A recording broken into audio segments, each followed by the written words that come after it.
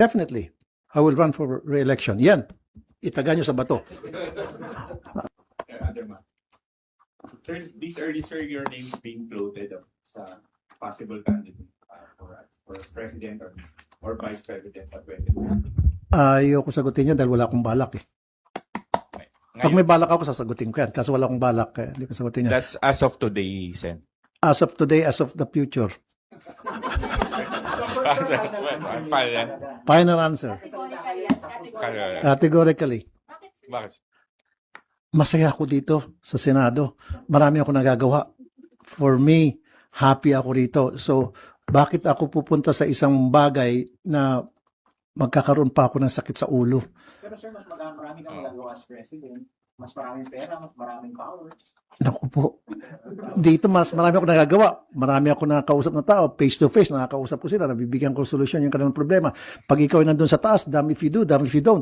Kung gumawa ka ng tama, mali ka, meron pa rin kukontra sa'yo na mali ka. Hindi ka gumawa, sabihin tamad ka at wala kang pakinabang, etc. So, wala kang pupuntahan doon eh. Samantalang sa Senate, low-key lang tayo at ginagawa lang natin trabaho natin at natutuwa naman ako dahil nakikita ko naman yung response ng mga natutulungan natin, nagpapasalamat. So, I'm happy. You have no plans at present and in the future, but are there groups already contacting you, conversing with you, encouraging you to run, sir? Yeah, of course.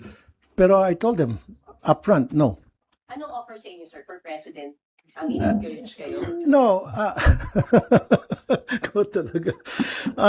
Yeah, may mga nagsasabi ng pwede ka dito, pwede ka dito. Sabi ko, I'm sorry, salamat sa tiwala, pero no. Flat no agad. Sir, re-election is...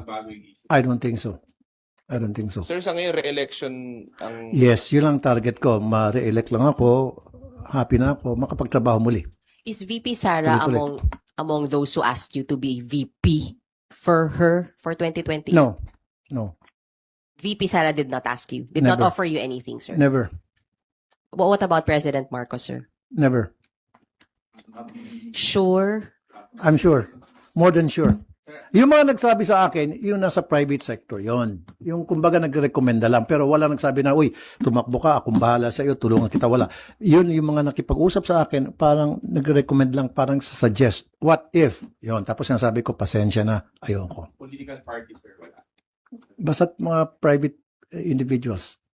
Yun lang yun. Mga nakausap ko. Okay.